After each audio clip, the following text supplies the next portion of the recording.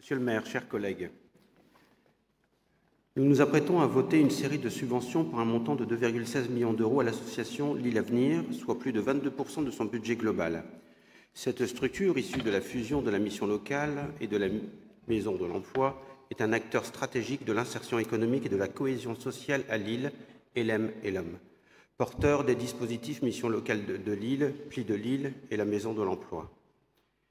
Nous sommes tout de même étonnés que cette délibération très importante ne fasse pas l'objet d'un débat organisé, alors même que Lille Avenir est en train d'évaluer la mise en œuvre de son projet stratégique 2019-2025 et de poser les jalons de son projet pour les années à venir. Tous les groupes de ce conseil municipal ont un ou plusieurs représentants au conseil d'administration et au bureau de Lille Avenir. Notre collègue Emmanuel Châtelain nous a fait part du sérieux et du caractère constructif de ce pilotage, dans lequel interviennent de nombreuses parties prenantes, dont l'État et France Travail notamment. Il aurait d'ailleurs été intéressant d'en rappeler la composition. Plusieurs résultats intéressants sont repris dans cette délibération.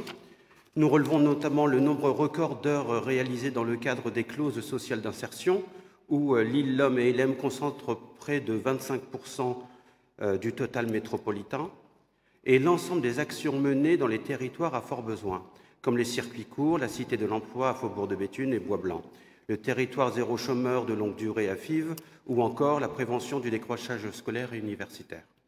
Un enjeu actuel est aussi lié à la mise en œuvre de la loi pour le plein emploi, avec l'inscription obligatoire à France Travail pour une bonne partie des bénéficiaires accompagnés par Lille Avenir, à travers les modifications du contrat d'engagement.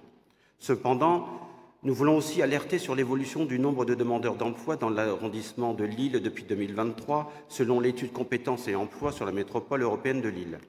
Ce nombre augmente depuis 2 ans pour toutes les catégories. Lille, ELEM et LOM et ses communes voisines sont plus touchées que le secteur de Roubaix-Tourcoing, par exemple, même si, sur 10 ans, l'évolution reste globalement favorable.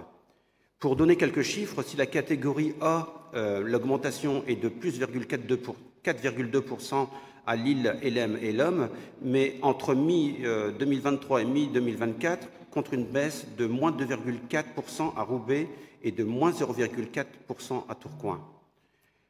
Pour les moins de 25 ans, l'écart est également marqué, plus 4,7% à Lille, LOM et ELEM, contre moins 6,3% à Roubaix et moins 0,1% à Tourcoing.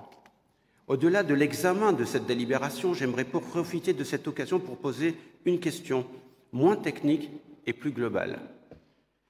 Nous constatons que malgré l'engagement des structures comme Lille Avenir, malgré la mobilisation d'importants moyens, les chiffres du chômage repartent à la hausse sur notre territoire, et cela de manière plus marquée qu'ailleurs dans la métropole. Cela interroge la stratégie globale que nous menons.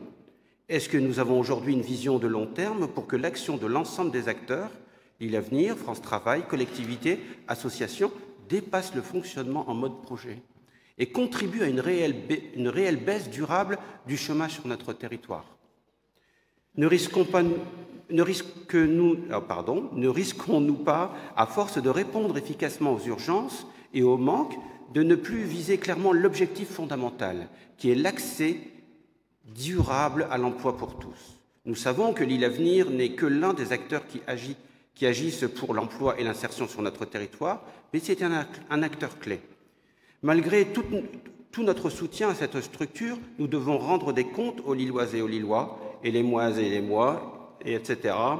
Ils ne veulent pas etc., pardon, le moise et le mois, et les moises et les mois, si je les ai oubliés, pardon.